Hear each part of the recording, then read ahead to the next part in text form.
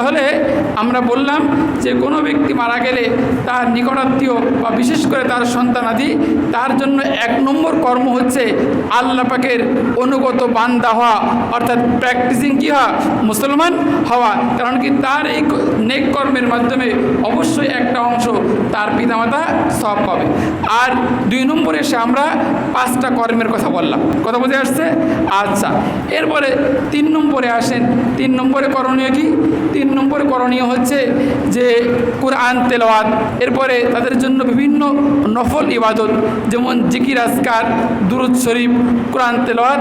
এক্ষেত্রে আমরা যদি সাহাবীদের দিকে দেখি, দেখা যায় যে আসলে সহিহ হাদিস দ্বারা এটা প্রমাণ পাওয়া যায় না যে সাহাবায়ে কেরাম একজন মারা গেলে অন্যজন কুরআন তেলাওয়াত করে বা দুরূদ পড়ে বা নফল ইবাদত করে কী করেছেন, সব পৌঁছেছেন, এটা পাওয়া যায় না। এই জন্য পরবর্তী যে সমস্ত আলেম আছে তাদের মাঝে মতবিরোধ হয়ে গেছে। কিছু কিছু আলেম বলেন যেহেতু সাহাবায়ে কেরাম এমনটা করেননি, এজন্য কোরআন খতম করলে, দুরূদ শরীফ পড়লে বা নফল জিকির আজকার করলে, ইবাদত করে যদি তার মৃত পিতামাতার জন্য সব পৌঁছায় তাহলে এর দ্বারা কোনো কাজ হবে না।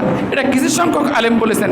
বাকি অধিকাংশ আলেম বলেছেন যেহেতু এটা একটা নেক কর্ম, কোরআন তেলাওয়াত করা, ওজিফা, জিকির আজকার, দুরূদ, এটা যেহেতু নফল ইবাদত একটা নেক কর্ম, অতএব যদি কোনো ব্যক্তি তার মৃত পিতামাতা বা আত্মীয় স্বজনের জন্য এই ধরনের নফল নেক কর্ম করবে তাহলে আশা করা যায় ইনশাআল্লাহ ওই তার পিতামাতার কবরে অবশ্যই কি বসবে, সব বসবে। বাকি এটা কি না পরিপূর্ণ নিশ্চিত না। নিশ্চিত হলো ওইগুলো যেগুলো স্বয়ং আল্লাহ রসুলের জবান থেকে বেরোয়েছে। কথা কি বুঝে আসছে ভাই? যেগুলো আল্লাহ রসুলের জবান থেকে বেরিয়েছে এইগুলো হচ্ছে কি নিশ্চিত সংবাদ। কথাটা আমি একটু উদাহরণের মাধ্যমে বোঝানোর চেষ্টা করি। মনে করুন যে আপনি একটা চাকরির ভাইবা দেবেন।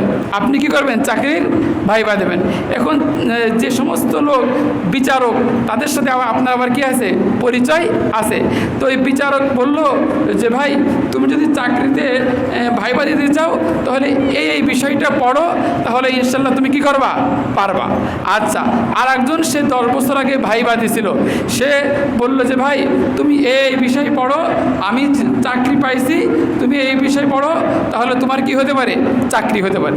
আচ্ছা বলেন তো, যে আপনার 10 বছর আগে চাকরি পেয়েছে তার একটা অভিজ্ঞতা আপনাকে শেয়ার করলো, আপনি ওই অভিজ্ঞতাটা মানবেন নাকি যে সমস্ত বিচারক আপনার পরীক্ষা নেবে তারা যে নির্দেশনা দিল সেটা মানবেন? কারটা মানবেন ভাই আপনি? হ্যাঁ, যে সমস্ত বিচারক আপনার পরীক্ষা নেবে তারা যে নির্দেশনা দিল সেটা মানবেন।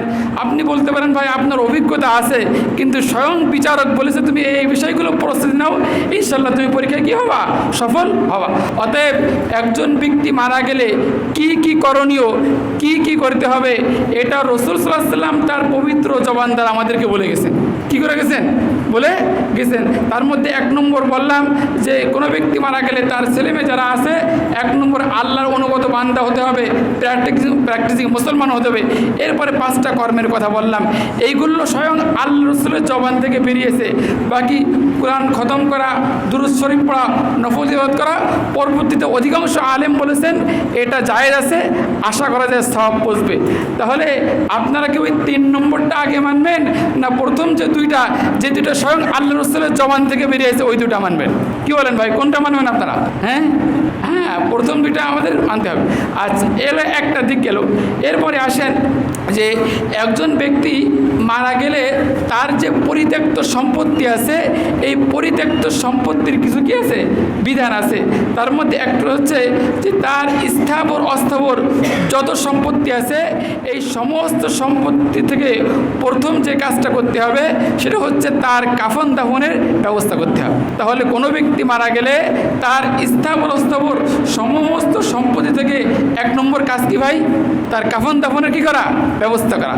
কাফন দাফন সম্পন্ন হয়ে গেলে এরপর যে সম্পদ থাকবে এই সমস্ত সম্পদ থেকে তার ঋণ কি করা, পরিশোধ করা। কথার কথা, সেই স্থাবর অস্থাবর সমস্ত সম্পত্তি মিলে 50 লাখ টাকার সম্পদ রেখে গেছে, সে ঋণ আছে কথার কথা 40 লাখ। তাহলে প্রথমে কি এই সম্পদটা ওয়ারেসদের মাঝে বন্টন করে দিতে হবে নাকি কাফন দাফনের পরে ঋণ পরিশোধ করতে হবে? কথা বুঝে আসছে? আচ্ছা, এরপরে 2 নম্বর ঋণ পরিশোধ করার পরে 3 নম্বর কাজ হচ্ছে ওসিয়াত পূর্ণ করা। 3 নম্বর কাজ কি ভাই?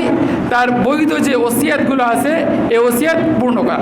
কথার কথা, আমার আপনার পিতা মারা গেছে, সে মারা যাওয়ার প্রাককালে বলে গেছে যে দেখেন যে তোমরা আমার মৃত্যুর পরে আমার সম্পত্তি থেকে এই পরিমাণ কথা 2 লাখ টাকা তোমরা এই মসজিদে দান করে দিবে। তাহলে এই ওসিয়াতটা কার্যকর হবে সম্পূর্ণ তার স্থাবর অস্থাবর সম্পত্তির 3 ভাগের 1 ভাগ সম্পত্তি থেকে।